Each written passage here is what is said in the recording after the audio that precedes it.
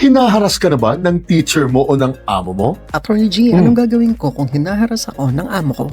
Kung kahapon po ay pinag-usapan natin ang bawal bastos law, pag-usapan naman po natin ngayon ang anti-sexual harassment law. Kaya ang una, victims and perpetrators. Sakop po ng RA 7877 ang lahat ng sexual harassment o mga sexual na panliligalig na nagaganap sa mga paaralan, kolehiyo, training centers at mga opisina po ninyo. At dapat po ay ang akusado ay may authority, influence o moral ascendancy po sa naging biktima nito. Sa madaling salita, sakop lang po ng batas na ito ang panghaharas po sa inyo kapag ang may sala po ay ang teacher, advisor, principal, trainer, dean, superior, boss, manager, supervisor o amo po ninyo. Kung wala pong impluensya o kapangyarihan ng akusado sa inyo, na konektado po sa pagiging estudyante, trainee o empleyado po ninyo, ibang batas na po ang gagamitin ninyo. Kaya ang pangalawa, covered offenses. Magkakasala po sa batas na ito ang sino mang guro o amo na humingi, mabilit, manloko o magdemanda po ng mga sexual na pabor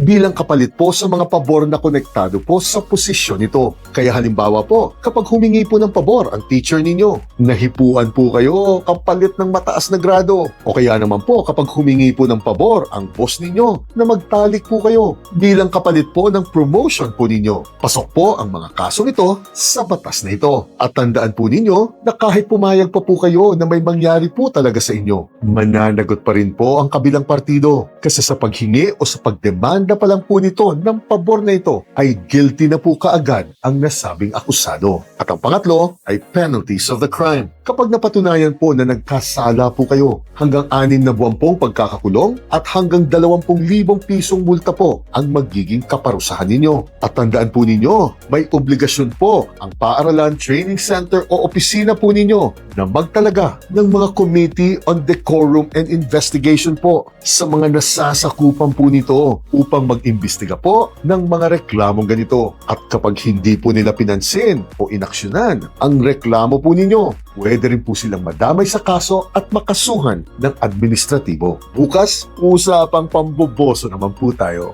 Chine!